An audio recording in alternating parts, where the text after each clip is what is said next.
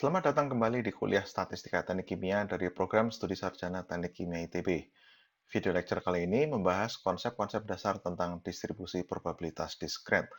Kuliah ini tidak akan membahas secara mendalam aspek matematika dari distribusi probabilitas, namun memperkenalkan secara singkat saja distribusi probabilitas untuk variabel diskret. Anda tetap perlu membaca buku teks acuan untuk memperdalam pemahaman Anda. Distribusi probabilitas secara umum menyatakan peluang munculnya setiap nilai variabel acak X yang menjadi anggota semesta cuplikan. Nah, sebagai contoh sederhana adalah dadu yang saya gambarkan di bawah ini. Peluang kemunculan tiap nilai yang diperoleh jika kita melempar sebuah dadu adalah seragam tentu saja, yaitu 1/6.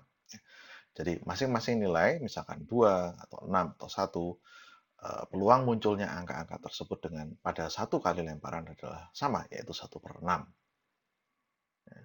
Contoh lainnya saya kutip dari buku teks acuan kita, yakni example 3.21 di sebelah kanan ini ya.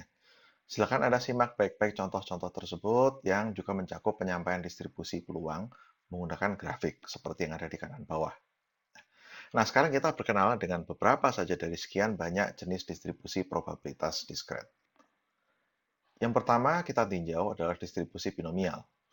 Proses binomial, yang nama lainnya adalah percobaan atau proses Bernoulli, harus memenuhi syarat-syarat berikut ini. 1. Proses tersebut melibatkan sejumlah tertentu tumbuhan acak yang berulang atau repetitif. 2.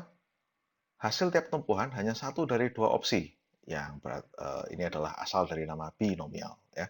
Yaitu outcomes-nya adalah gagal atau berhasil, on atau off, pass atau fail, dan sebagainya. Ya. Kemudian syarat ketiga, antar tumbuhan harus bersifat saling bebas atau independen satu sama lain. Maksudnya adalah hasil dari satu tumbuhan tidak berpengaruh terhadap tumbuhan lainnya. Dan yang terakhir, peluang keberhasilan, maksudnya dalam hal ini adalah peluang untuk mendapatkan salah satu dari dua outcomes yang mungkin, itu adalah tetap. Nah, kotak di sebelah kanan yang saya kutip dari buku teks kita, ini adalah beberapa contoh proses binomial.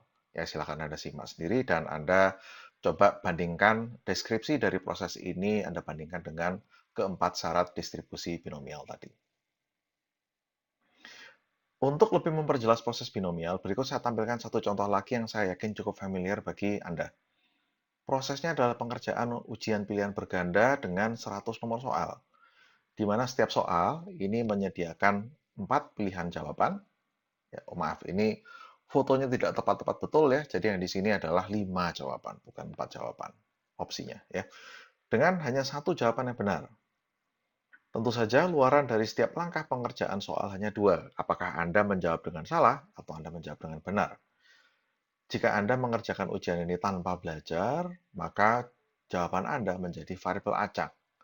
Sehingga peluang menjawab secara benar jika setiap nomor diberi 4 opsi jawaban adalah 25% per nomor.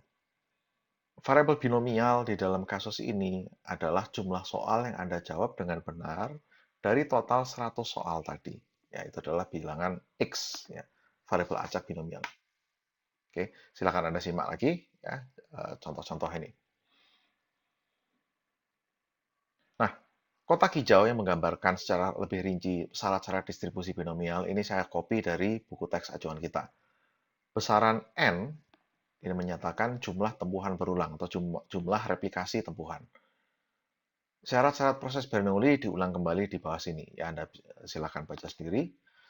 Cara menyatakan distribusi probabilitas binomial dapat menggunakan rumus yang ada di bawah sini yang menyatakan jumlah kombinasi urutan luaran yang memuat sejumlah X keberhasilan.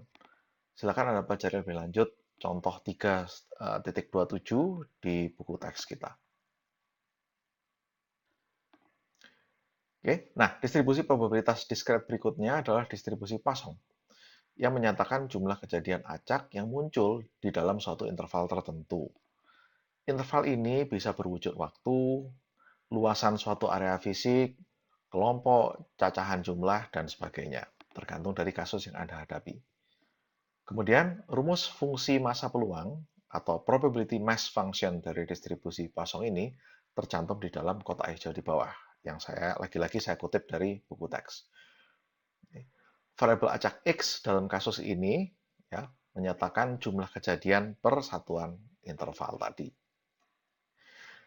Nah, sebagai beberapa contoh yang mudah dibayangkan mengenai definisi dari atau beberapa jenis variabel kosong, ya.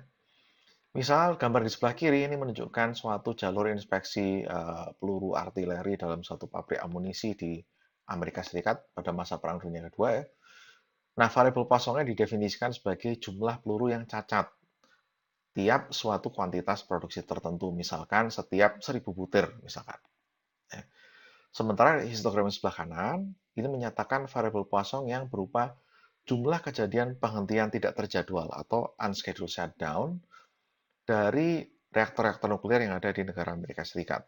Ya, jadi Anda perhatikan sekali lagi, variabel X-nya, variabel Poisson-nya adalah jumlah uh, penghentian operasi secara tidak terjadwal per tahun. Jadi dalam hal ini, intervalnya adalah 1 tahun.